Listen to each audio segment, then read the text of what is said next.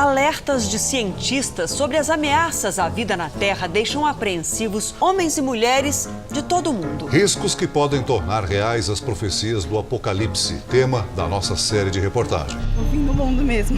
Apocalipse para mim significa o fim da Terra. O fim do mundo.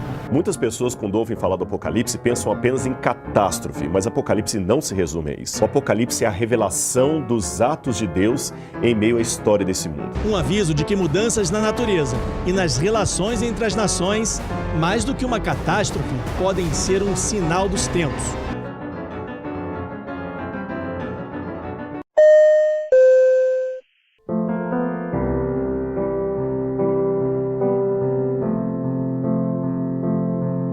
Olá pra você aí, como vai? Bem, o episódio de hoje vai girar em torno da filosofia da música Imagine, de John Lennon. Mas a gente vai fazer muito mais do que imaginar. A gente vai analisar e ver que, de fato, não existe motivos para ser pessimista a respeito do futuro, restando apenas a opção de ser um otimista racional. Mas antes de qualquer coisa, eu só queria falar que o termo otimista racional é o título do livro escrito por Matt Ridley, uma leitura que me proporcionou incentivo para a criação desse episódio. E você com certeza já deve ter ouvido essa música que tá tocando aqui de fundo. Mas se você só foi descongelado agora, eu super indico para que você ouça. I'll put it on the list.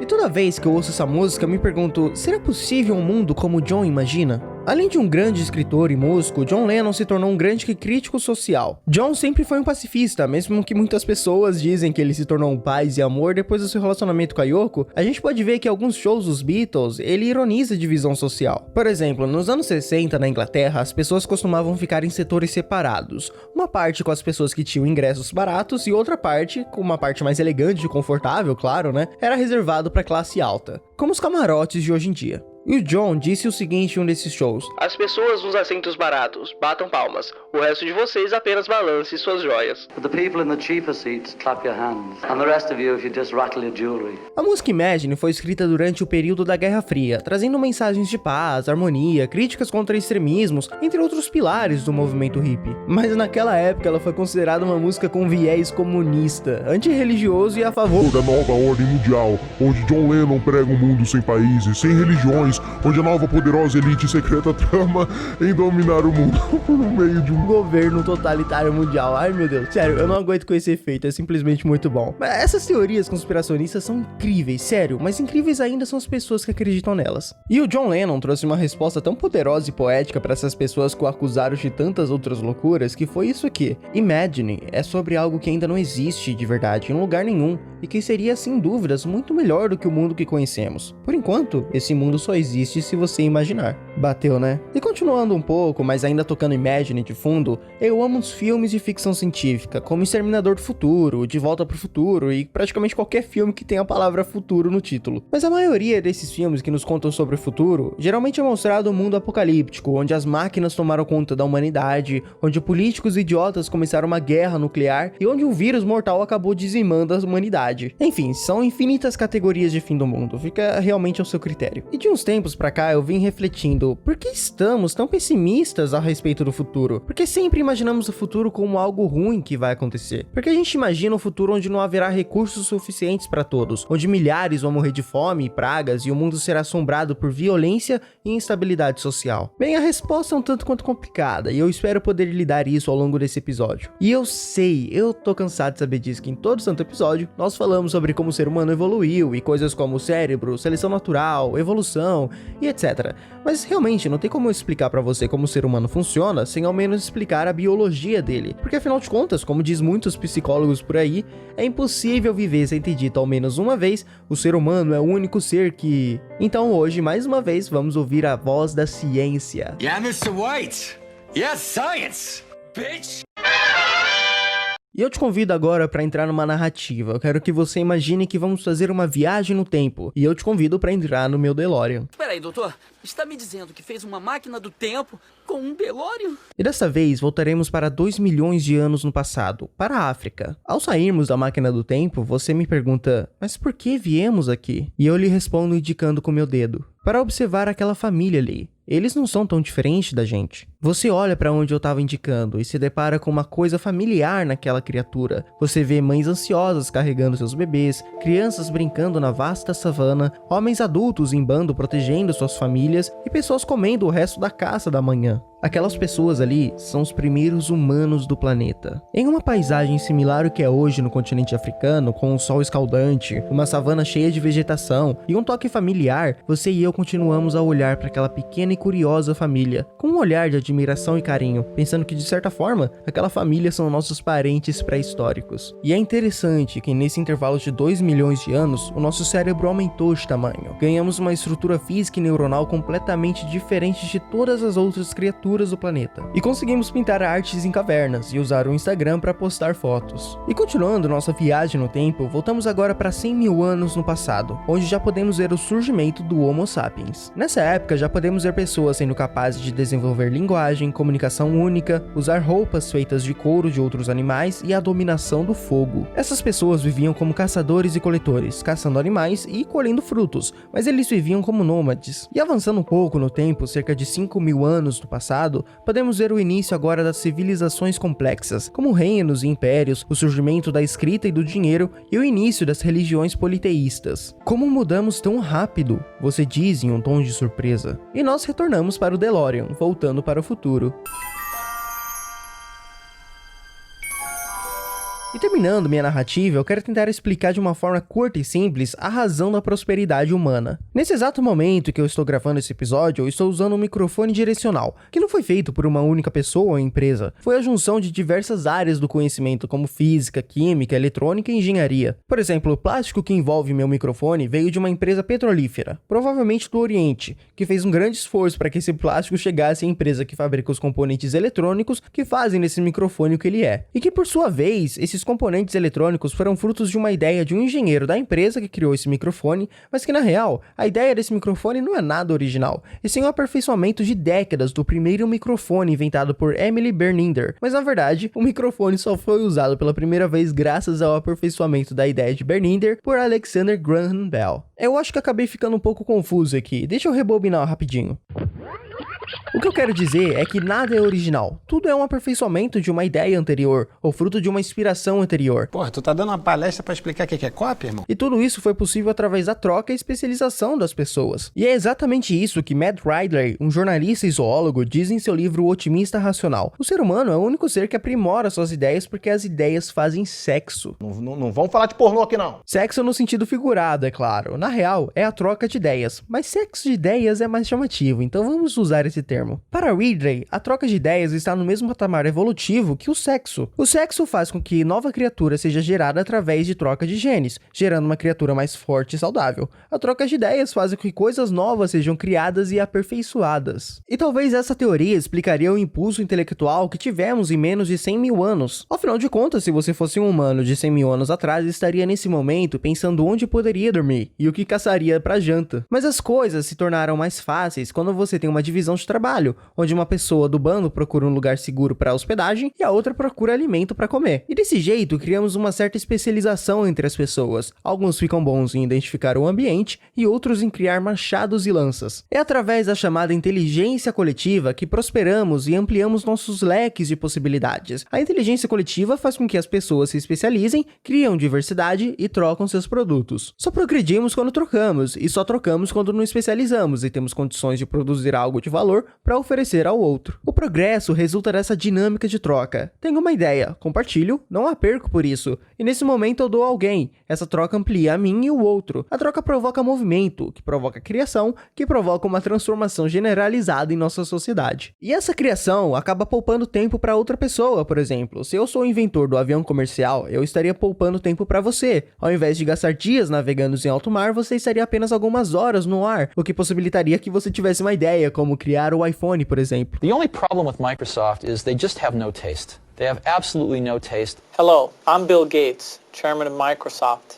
A habilidade de transmitir valores, conhecimentos e ideias nos ajudou de sair de cavernas para o espaço. Em poucas palavras, troca e especialização foram o sucesso da humanidade. Quer um exemplo claro de que a troca e especialização gera confiança nas pessoas? Você hoje pode comprar qualquer coisa pela internet. Digamos que você comprou um celular novo pela Amazon, e mesmo sem conhecer a pessoa vendedora, você acaba confiando que seu produto vai chegar. E ele acaba chegando até mesmo antes do previsto. Isso faz com que seu cérebro libere ocitocina, o hormônio da empatia. E você acaba por confiar cada vez mais nos serviços da Amazon e de trocas e serviços. Ah, agora eu entendi! Por isso que vários economistas dizem que Wakanda, a cidade fictícia do universo Marvel, seria impossível de acontecer, já que uma sociedade que se isola do resto do mundo não tem como prosperar, já que ela não vai possuir um sistema de troca de ideias com as outras pessoas. Então foi mal, T'Challa, você ainda continua apenas na imaginação das pessoas. E a gente pode ver esses exemplos de sociedades isoladas como o povo da Tasmânia. Quando Abel Tasman chegou em cerca de 1642, a ilha tinha aproximadamente 4.000 caçadores-coletores, que sobreviveram através da caça de focas, aves marinhas e cangurus, que eles mataram com cacetes de madeira e lanças. Uma tecnologia que não estava tão usada assim em 1642 e que estava fora de moda cerca de 12.000 anos atrás. O povo tasmânio ficou isolado por mais de 10 milênios do mundo exterior e não prosperou nem um pouco em quesitos tecnológicos e culturais. E podemos ver exemplos de impérios que estabeleceram regras extremamente conservadoras, como os impérios Ming e os maoístas, que tinham leis que impediam o crescimento do negócio, proibiam viagens não autorizadas, puniam a inovação e limitavam o tamanho das famílias. Bem, eu acho que agora tá na hora do tema central do episódio. O mundo está melhorando e eu tenho provas. Quer ouvir? É mesmo, é? É só discar 8 para sim ou disque 6 para voltar ao menu anterior. Quem nunca ouviu esse comentário de alguém, ou até mesmo já disse isso? Ah, o mundo era tão melhor na minha época. Lá não tinha isso não, as coisas deviam voltar a ser como eram. Sabe de uma coisa? Vamos levar isso ao pé da letra então, vamos voltar para os anos 80. Ok, boa época da música, mas você realmente quer ficar aqui? É porque nos anos 80 teve uma epidemia de cocaína, todo mundo acordava tarde. Onde a internet ainda não existe, papel e grampeador fazem o papel dos computadores e celulares. E o Brasil estava saindo da ditadura e entrando em uma redemocratização. E que estamos até hoje. A sociedade e as instituições eram muito mais machistas e sexistas naquela época. Se você é mulher, talvez não conseguiria um bom emprego naquela época porque simplesmente não era aceitável. Mas ok, que tal então voltar para os anos 50? Uma época que acabou de sair da Segunda Guerra Mundial, deixando sequelas nas instituições de todo mundo? Tá bom, mas e se a gente voltar para os anos dos romances de Jane Austen, cerca de 1800, onde veríamos uma bela família reunida em torno de um fogão a lenha, numa casa simples de madeira. O pai lê a Bíblia em voz alta, enquanto a mãe prepara um cozido de carnes e cebolas. O bebê está sendo cuidado por uma de suas 2 irmãs, e o filho mais velho está pondo a água em uma das canecas que estão sobre a mesa. Tudo está tranquilo e os pássaros cantam ao lado de fora. Ah, por favor, né? Pelo amor. Eu simplesmente penso que eu não gostaria nem um pouco de viver no passado, principalmente em 1800, onde não teríamos vacinas contra doenças já erradicadas, não teríamos água potável para consumo, comida fresca disponível.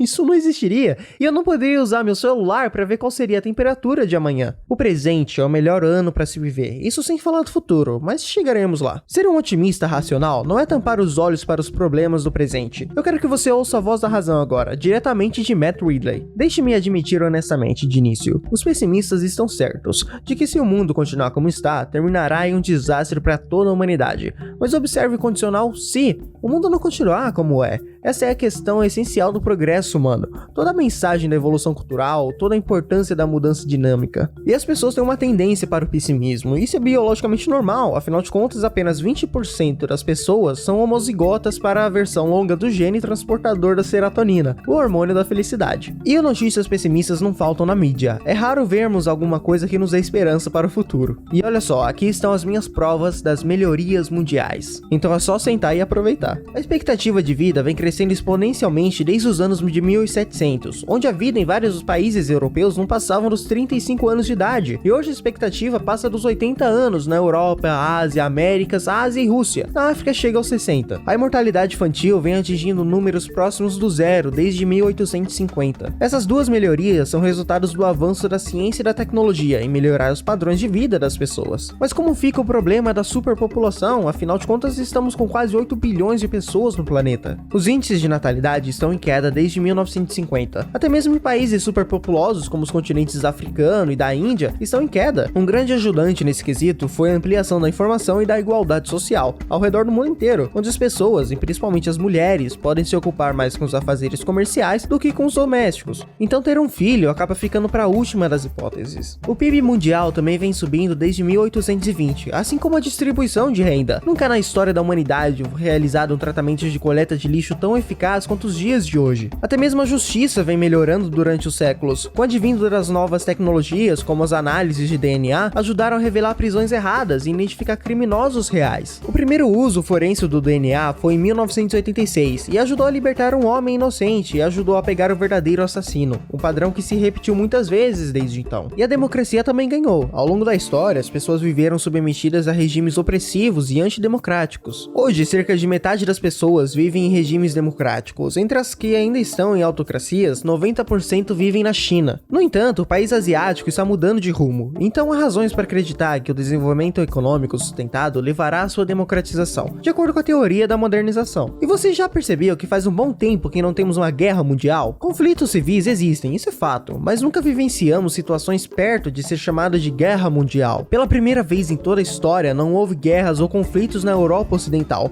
em 3 gerações, e organizações internacionais como a União Europeia e as Nações Unidas têm sido peças fundamentais para trazer estabilidade ao mundo. E cada vez mais vem aumentando o número de organizações dispostas a lutar por um mundo mais justo. E o clima também está apresentando um avanço tanto quanto positivo. Calma, eu vou explicar. Mesmo que a situação climática de hoje seja horrível e cada vez mais somos assombrados pela camada de ozônio, eu quero ressaltar que nas últimas 3 décadas, as mudanças lentas de temperaturas médias são mais compatíveis com o modelo de aquecimento por efeito estufa de baixa sensibilidade do que com o modelo de aquecimento por efeito estufa de alta sensibilidade. O aumento no metano vem desacelerando há 20 anos, e houve períodos mais quentes na história da Terra durante a Idade Média, e há cerca de 6.000 anos atrás. Não, eu não quero dizer que o aquecimento global é um mito, ele é bem real, mas existem dados científicos respeitáveis para sustentar esses argumentos positivos. Mas para abordar melhor essa questão, vamos analisar o inimigo do otimista racional, o pessimista emocional. Muita gente pensa que o pessimismo é novo, de que nossa atual visão melancólica de tecnologia do processo é uma coisa da nossa geração. Mas não é não, essa melancolia é muito antiga. Por exemplo, em 1830, onde o norte da Europa estava mais rico do que nunca naquela época, as pessoas desfrutavam de novas descobertas, saúde, sabedoria e segurança. Mas o clima lá era tão melancólico que tinha gente questionando a construção das pretensões da velocidade dos trens. Uns argumentavam que não era uma boa ideia construir um trem mais veloz, porque isso era considerado um absurdo. Imagina, confiar em um trem que viaja mais de 2 vezes mais rápido do que uma carruagem? Ora bolas. Mas enfim, um pouco mais recente, no século passado, na época da Guerra Fria, as pessoas estavam vivendo um grande temor de uma guerra nuclear, e se você estivesse naquela época, não acreditaria se eu te falasse que 3/4 de todos os mísseis nucleares seriam desmontados no futuro. E se você vivesse na época dos anos 80, seria assombrado pela escassez de comida,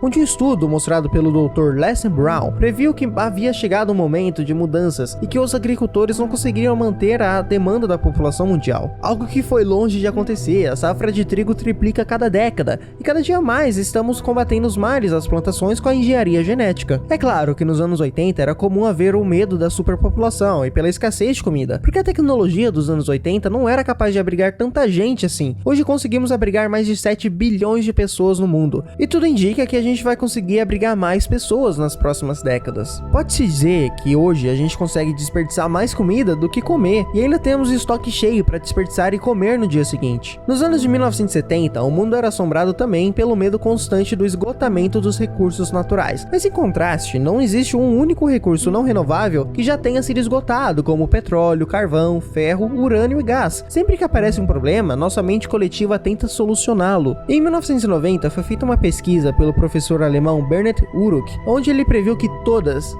as florestas desapareceriam até 2002, o que não provou só um equívoco, como o crescimento florestal aumentou durante os anos 1980 e o crescimento também prosseguiu durante os anos de 90. Todas essas notícias pessimistas são frutos de uma época, assim como o aquecimento global e a pobreza da África são da nossa, mas todas elas dizem que se continuarmos dessa maneira, essas previsões acontecerão. Todas essas previsões foram foram feitas na visão de que a nossa tecnologia atual não vai ser capaz de lidar com essa crise. Mas a tecnologia nunca continuou sendo a mesma, e ela sempre vai mudar e se aprimorar. E é isso que prega ser um otimista racional. Uma pessoa otimista não é tola. Seria tola se acreditasse que tudo é maravilhoso, e que passarinhos azuis cantem no jardim lá fora, e que o mundo é colorido e feliz. Não, ser um otimista racional faz uma escolha deliberada de se mover em direção à prosperidade do mundo. Podemos ser pessimistas e vamos encontrar milhares de evidências que corroboram com isso, mas também podemos encontrar vestígios de que um futuro próspero nos aguarda. Na verdade, isso é aquela velha questão do copo meio cheio ou meio vazio. Cabe a cada um escolher o seu lado. E eu aconselho ser um otimista. Além de fazer super bem para a saúde, você é provocado pela inovação, você ouve ideias e as compartilha, e age em direção ao progresso. E se você me perguntasse o que eu imagino do mundo daqui 100 anos, sinceramente, apenas coisas incríveis. O que tudo indica, daqui 15 anos vamos ter criado uma fonte alternativa de energia, o que pode cessar o medo de um mundo apocalíptico climático. Vejo que também teremos um grande aumento da prosperidade moral nas pessoas, porque se a gente fragmentar a história da humanidade e comparar, por exemplo, 2020 com 1970, vamos ver que temos uma grande mudança do que é certo e errado, do que é admissível ou não. As pessoas estão cada vez mais morais e inteligentes, algo que faria com que Aristóteles e Platão celebrassem de alegria. Teríamos solucionado também o problema da fome, com a ajuda da genética estaríamos nos comparando com deuses, ao passo que conseguiríamos criar alimentos geneticamente modificados para suportar diversos climas, livres de reações alérgicas e pesticidas. A África se tornaria um ótimo lugar para você fazer negócios e relaxar depois de um ano corrido de trabalho. A saúde das pessoas não seria mais ameaçada com HIV ou câncer. Estaríamos a um passo de nos tornarmos imunes à maioria das pestes e pragas que nos assolam hoje. Governos e instituições estariam cada vez menos invasivos na vida dos seus cidadãos, o que possibilitaria novas leis e crescimento dos negócios. Estaríamos também vivendo em um mundo pós-capitalista, em que indivíduos são livres para se reunir em grupos temporários para compartilhar, colaborar e inovar sem extremismos ou ideias conspiracionistas. E daqui a 100 anos é bem capaz que eu veja meu neto e fazer intercâmbio em Marte, e os filhos do meu neto poderão passar dos 100 anos de idade com mais tranquilidade do que eu, e provavelmente farão isso em outro sistema solar. Mas de qualquer forma, é muito difícil fazer predições, principalmente sobre o futuro. Mas uma coisa é certa, o século XXI é um ótimo lugar para se viver, ou para ser um otimista.